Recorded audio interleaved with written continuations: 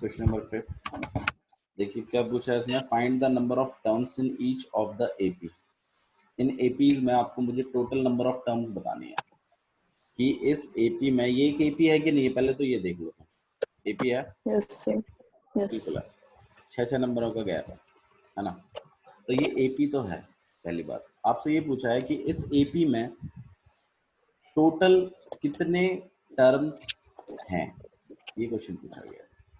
अच्छा मुझे एक बात बताओ, अगर मैं क्लास में गया, मैं आपकी क्लास में आया और मुझे ये पता लगाना है कि भाई इस क्लास में टोटल कितने बच्चे हैं, तो कैसे पता लगाया जाएगा? बिना गिने बताओ। सर बेंच गिनते हैं तो दो स्टूडेंट बैठे हैं तो 2 से मल्टीप्लाई कर देंगे।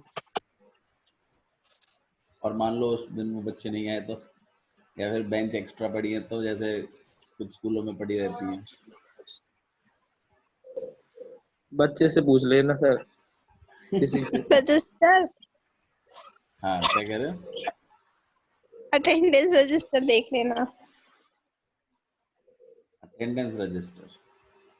अटेंडेंस रजिस्टर में क्या देखूंगा मैं? कितने बच्चे आए हैं? कैसे?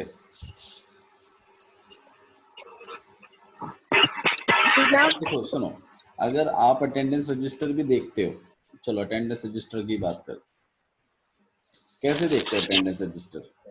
फर्स्ट रोल नंबर, निष्ठा, ठीक है। Second roll number, second roll number Harshit, ठीक है। ऐसे करते करते करते करते करते करते 37th रोल नंबर रवि। अब मुझे बताओ इस क्लास में टोटल कितने बच्चे हैं? 37। कैसे पता लगाया? कैसे पता लगाया आपने इसकी, इस क्लास में टोटल 37 बच्चे हैं? लास्ट टर्म को देखते हैं। हाँ, लास्ट टर्म का पोजीशन देख लिया आपने कि ये लास्ट वाला जो नंबर है ये कौन सी पोजीशन पर आ रहा है, हाँ या ना? यस और सर। जिस पोजीशन पर आ रहा है उतने ही बच्चे हैं इसमें, और कितने हैं? ऐसे तो लगाते पता। तो अगर मैं ये पता लगा लूं, मेरे से क्या पूछा उसने पूछा कि इस एपी में टोटल कितने नंबर ऑफ टर्म्स हैं, कितनी टर्म्स आ सकती हैं, तो मेरे पास क्या ऑप्शन है कि मैं लास्ट वाली टर्म का क्या पता लगा लेता हूं, पोजीशन पता लगा लेता हूं, है ना। इसका रैंक पता लगा लेता हूं मैं कि ये कौन सी टर्म पर आ रहा है, और ये जिस भी टर्म पर आ रहा होगा उतनी ही नंबर ऑफ टर्म्स होंगी इसके अंदर की नहीं होंगी, हाँ या ना? ठीक है ना चांदनी, सही बात है ना? Yes sir. समझ में आ रहा है हर्षित? सर अगर आपको टोटल नंबर ऑफ टर्म्स अगर पूछी गई हैं कि इस एपी में टोटल कितनी टर्म्स हैं, तो इसका सबसे अच्छा ऑप्शन है कि आप लास्ट वाले जो भी वैल्यू है आपकी, लास्ट की वैल्यू जो भी है उसका आप n निकाल लो, नंबर ऑफ टर्म निकाल, मतलब उसका पोजीशन निकाल लो कितना है, और वो जितनी भी पोजीशन पर आ रहा है उतनी ही नंबर ऑफ टर्म्स हैं इसमें। नहीं आया आपको समझ में, ये चीज आ रही है?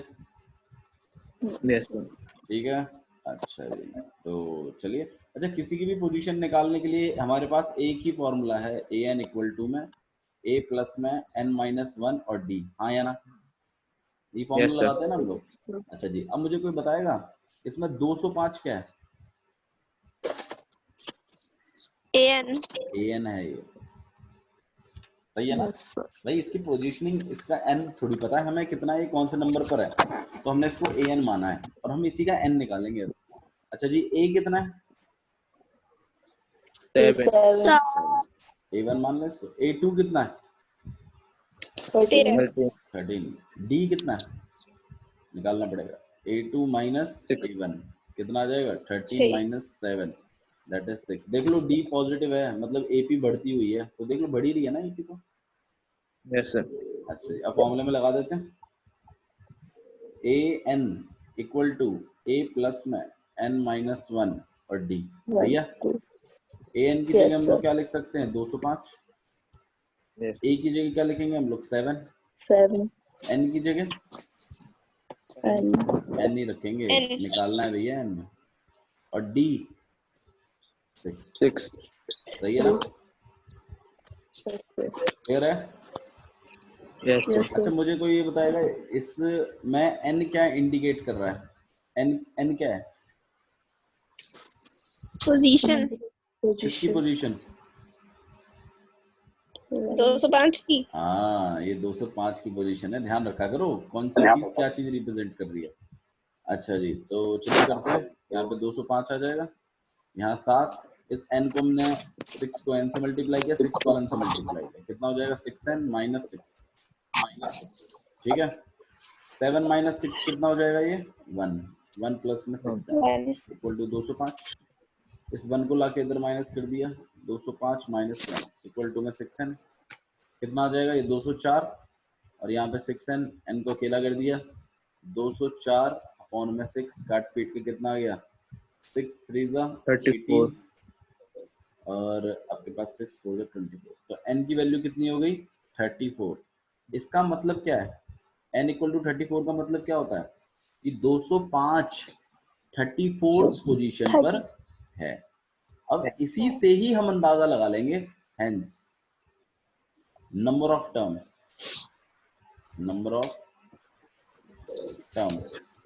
in the AP is 34। नहीं आया समझ में,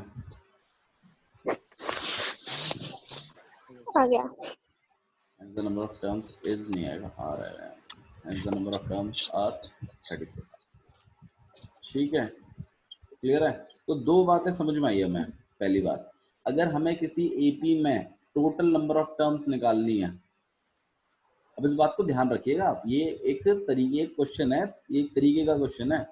अगर आपसे कभी भी पूरी एपी में नंबर ऑफ टर्म्स पूछी जाती हैं, तो आप लास्ट वाली एपी का लास्ट वाली वैल्यू का पोजीशन निकाल लो कितना है, और वो जितना भी पोजीशन है वही आपके टोटल नंबर ऑफ टर्म्स है, सही है ना। जैसे कि क्लास में होता है, रोल नंबर देखते हैं लास्ट वाले बच्चे।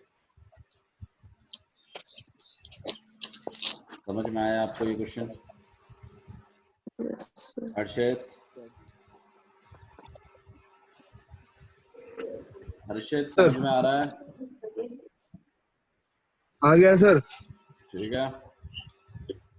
कोई किसी को प्रॉब्लम है तो बताइए, मैं एक बार और रिपीट कर दूंगा अगर आपको प्रॉब्लम है तो। No, sir. ठीक है, आगे बढ़ा रहे हैं, चलिए No, sir. चलिए सेकंड वाला देख लेते हैं। जैसे 18 हो गया, 15 1 अपॉन में 2 हो गया, 13 हो गया, वैसे डॉट डॉट डॉट करते हुए माइनस 47 हो गया। आपसे पूछा है find the number of terms, निकाल पाएंगे कि नहीं निकाल पाएंगे, निकाल लेंगे. निकाल लेंगे, ठीक है। तो ए एन कितना हो जाएगा -47, ए वन कितना हो जाएगा 18, ए टू कितना हो जाएगा 15 1 अपॉन में 2। थोड़ा सॉल्व कर देते हैं इस ए टू को, कितना हो जाएगा ये आपके पास 31 अपॉन में 2। डी निकालने के लिए क्या करना पड़ेगा, a2 माइनस a1। हाँ भाई, a2 कितना हो गया आपके पास 31 अपॉन में 2 माइनस 18, एलसीएम यहाँ पे 2, यहाँ पे 31 और माइनस 36, कितना हो जाएगा ये आपके पास -5 अपॉन में 2, ठीक है। डी की वैल्यू आ गई, फॉर्मूला लगाना है बस खाली अब तो, a n equal to a n है ये, a n equal to a plus में n minus 1 and d. A n कितना है -47, ए कितना है 18 प्लस में एन, तो एन ही है -1, और डी कितना है आपके पास -5। ध्यान रखिएगा डी जो होता है वो इसके साथ मल्टीप्लाई में होता है, तो ये वाली गलती ना करें, मल्टीप्लाई लगाएं उधर, ठीक है, या तो इसको ब्रैकेट में कर दो। अच्छा जी, आगे सॉल्व करते हैं। यहाँ -47 है, यहाँ पर 18 है, ये -5/2 n से भी मल्टीप्लाई होगा, -1 से भी मल्टीप्लाई, तो ये कितना हो जाएगा -5/2 n, और इसको इससे करेंगे तो कितना हो जाएगा -5/2। क्लियर है? ठीक है सर +5/2 नहीं होगा वो माइनस माइनस मत। सॉरी प्लस हो जाएगा, ठीक है। फिर ये कांस्टेंट है, ये भी कांस्टेंट है, इस -5/2 को हम उधर भेज देते हैं और इस -47 को यहाँ खींच लेते हैं, ठीक है। ये चीज यहाँ जाके कितनी हो जाएगी 5/2 n, वेरिएबल वाले पार्ट को प्लस रखा है, इसको उधर भेज रहे हैं हम लोग, 47 + 18 और +5/, में। क्लियर है ना, समझ में आई ये बात? 47 + 18 कितना हो जाएगा आपके पास 65, और प्लस में 5/, में, 65 ठीक है। यहाँ पे 5n/2, एल्सियम ले लेते हैं, यहाँ पे 2, यहाँ पे कितना हो जाएगा ये 130 प्लस में 5, यहाँ पे 5n/2, ओके। यहाँ पे हो जाएगा आपके पास 135/2, यहाँ पे 5n/2, n को अकेला कर दिया गया है, 2 ऊपर चला जाएगा, 5 नीचे चला जाएगा, तो 135/2 इंटू में 2 और अपॉन में 5, 2 से 2 काट दिया, 5 से 1 बार पे 5, 2 बार पे 10 और 7 5 से 35, तो n की वैल्यू कितनी हो गई आपके पास 27। n अगर 27 है, hence number of terms in the AP equal to में 20। आया समझ में कैसे करना है? Yes sir. ठीक है, तो ट्रिक वही है, बस बाकी का तो मैथ सॉल्व करना था, और मेरे ख्याल से कोई ऐसी बड़ी मेजर प्रॉब्लम इसके अंदर भी नहीं है, ठीक है। आइए क्वेश्चन नंबर 6 कंटिन्यू करते हैं। अच्छा मुझे एक बात बताओ, चलो देखो मैं ना आपको थोड़ा सा ना एपी के बारे में मतलब कुछ सच्चाइयाँ बता देता हूँ, तो सच्चाइयाँ सुनो क्या है। जैसे मेरे पास ये एपी है 2 4 6 8 10, और ऐसे करते करते करते करते मान लो 20 तक है, ठीक है। अच्छा मुझे एक बात बताओ, क्या इस एपी में कभी 13 आएगा? No sir. No sir. नहीं आएगा ना, आ सकता है कभी 13? नहीं आएगा कभी 13, ठीक है। अच्छा जी, तो ये हमारी एपी की फर्स्ट पोजीशन है, ये सेकंड है, ये थर्ड है, ये फोर्थ है, ये फिफ्थ है, और ऐसे करते करते करते करते ये 10th, ठीक है। और देखो मैं आपको एपी लिख के दिखाता हूँ, 12, ये 6 हो गई, फिर 14, ये 7 हो गई, ठीक है, फिर आपके पास 16, 8 हो गई, और ये 18, ये 9 हो गई। ठीक से सुनना, बहुत बहुत इम्पोर्टेंट कॉन्सेप्ट है। कॉन्सेप्ट ये है कि 13 तो इस एपी में है ही नहीं कहीं भी, लेकिन अगर होता तो कहीं यहाँ होता, आया ना, अगर होता तो। Yes sir. ठीक है राणा मिस्टर, यस सर। यही की होना चाहिए था। देखो यस सर। पहली बात तो इस चीज को सुनो, एपी में अगर कोई नंबर एग्जिस्ट करता है ना उस एपी में, मतलब अगर कोई नंबर उस एपी में आएगा ना, तो एक बात तो तय है कि उसको कोई ना कोई पोजीशन जरूर मिलेगी, और पोजीशन का मतलब होता है रैंक। रैंक कभी भी पॉइंट में नहीं होता, होता है क्या पॉइंट में कभी रैंक? आप में कभी आपको टीचर ने ऐसा बोला भाई नहीं तुम तो 2.3 आए हो क्लास में, ऐसा नहीं होता। या तो आप सेकंड आए हैं या तो आप थर्ड आए हैं, आप 2.3 नहीं आ सकते, बात समझ ली? तो n की वैल्यूज को हमेशा ध्यान रखो, n की वैल्यू हमेशा एक नेचुरल नंबर होगी, हमेशा क्या होगी, एक नेचुरल नंबर।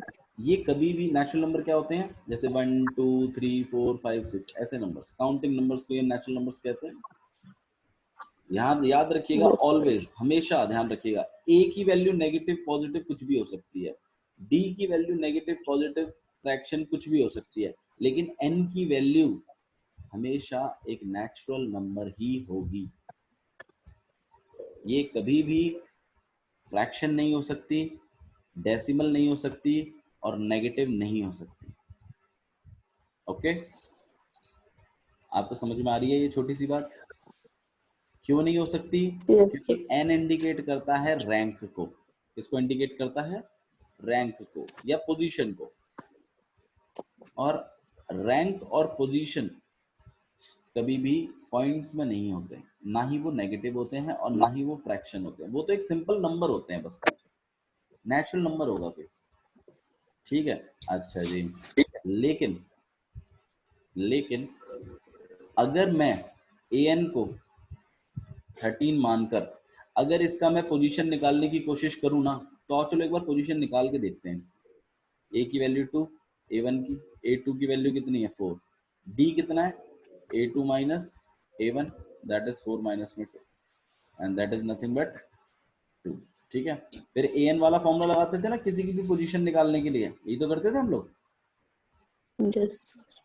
फिर an की वैल्यू यहाँ पर 13, यहाँ पर 2, यहाँ पे प्लस n निकालना है, और d कितना है आपके पास 2, मल्टीप्लाई करते हैं, देखते हैं हम लोग आंसर क्या आएगा। मेन बात वो है 2n माइनस में 2, 2 से 2 चला गया, 2n इक्वल टू में 13, तो n की वैल्यू को अकेला किया तो 13 अपॉन में 2, 2 से काट के देखा तो कितना आया 6.5, तो n की वैल्यू कितनी बैठी 6.5। अब गौर करके देखो उधर, 5. 6 और 7 के बीच में मैं बता रहा था आपको।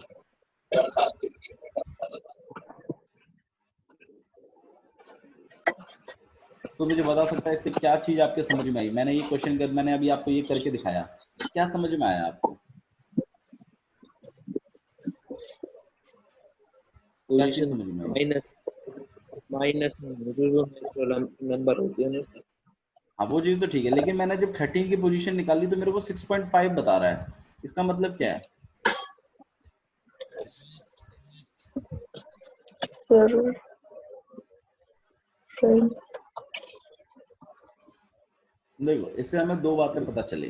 पहली ये बात सही बोली है सुमित ने कि रैंक या पोजीशन कभी भी n की वैल्यू हमेशा एक नेचुरल नंबर आएगी, कभी पॉइंट में या फ्रैक्शन में नहीं आ सकती। पहली बात तो इस बात को ध्यान रखिए। दूसरी चीज, अगर पॉइंट में या फ्रैक्शन में आ रही है ना, सुनो ठीक से, अगर पॉइंट में या फ्रैक्शन में आ रही है तो इसका सीधा सीधा मतलब ये है कि आपका ये नंबर इस एपी में एग्जिस्ट नहीं करता, does not exist, does not exist. ये मतलब होता है अगर n की वैल्यू नेगेटिव या पॉइंट अगर आ रही है तो मतलब जिस वैल्यू के लिए आप ढूंढ रहे हो ना कि वो मतलब रैंक ढूंढ रहे हो, अगर वही नेगेटिव या पॉजिटिव या पॉइंट में आ रहा है तो इसका मतलब ये है कि वो नंबर उस एपी में नहीं आएगा। ठीक है, ओके गाइस, समझ में आई ये बात? आप अपना अगला क्वेश्चन देखिए। Yes, sir. आपको इसी ये जो मैंने आपको बताया है मेथड या फिर जो मैंने आपको ये कॉन्सेप्ट बताया है, इसी पे बेस्ड एक क्वेश्चन है, उस कॉन्सेप्ट को देखो। ठीक है, क्वेश्चन क्या है देखिएगा, question number 6, check whether -150 is a turn off the AP 11 8 5 2 dot dot dot. क्या मतलब है इसका? इस क्वेश्चन का मतलब क्या बताओ? ये 150 से एपी में आता है कि नहीं आता? बिल्कुल आता सही है बात है। नहीं। चेक करिए कि -150 इस एपी में आएगा कि नहीं आएगा। तो कैसे चेक करेंगे अनुषा?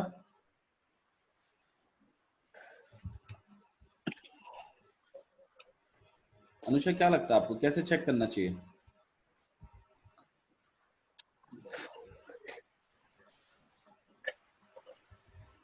अनुषा, खुशबू, मुझे आवाज नहीं आ रही है आप लोग की। एग्जाम्पल में क्या कह रहे हो? जैसे जो भी एग्जाम्पल दिया था ऐसे चेक करें। कैसे बताओ तो सही, क्या किया था मैंने उसमें?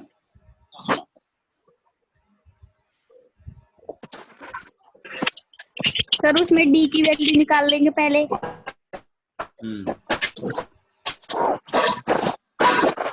ऐसे नहीं बोलते, ऐसे बोलते हैं कि सर -150 को an मानकर इसका n निकालने की कोशिश करेंगे, और अगर इसका n कोई नेचुरल नंबर आया तो इसका मतलब ये -150 इस एपी में आता है, और अगर इस n की वैल्यू डेसिमल या फ्रैक्शन आई तो इसका मतलब ये एपी में नहीं आता। ऐसे ऐसे बोलो, ठीक है? तो भाई चेक करना पड़ेगा इसका मतलब। अच्छा ये -150 क्या है हर्षित? क्या? तुम्हें तो पता ही नहीं है भैया दुनिया में क्या चल रहा है। अबे सुना करो, जब मैं बोलता हूँ एक ही बार बोलता हूँ मैं, ठीक से सुना करो उसको। -150 क्या चीज है?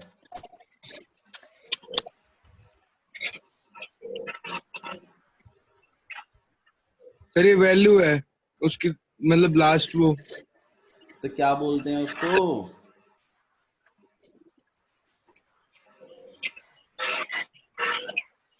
चांदनी क्या बोलते हैं उसको? -150 क्या है?